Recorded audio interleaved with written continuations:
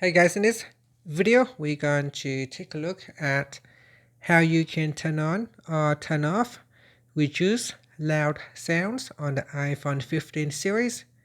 First, let's go back to the home screen by swiping up at the bottom of the screen. On the home screen, tap on Settings.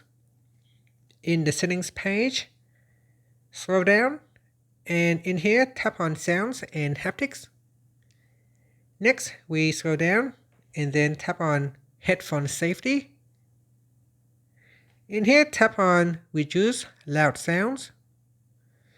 Then, from here, you can change your sound decibels. So, by dragging it to the left-hand side, you will reduce your sound up to 75 decibels.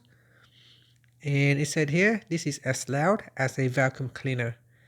Dragging to the right will increase it to 100 decibels, and this is as loud as an ambulance siren.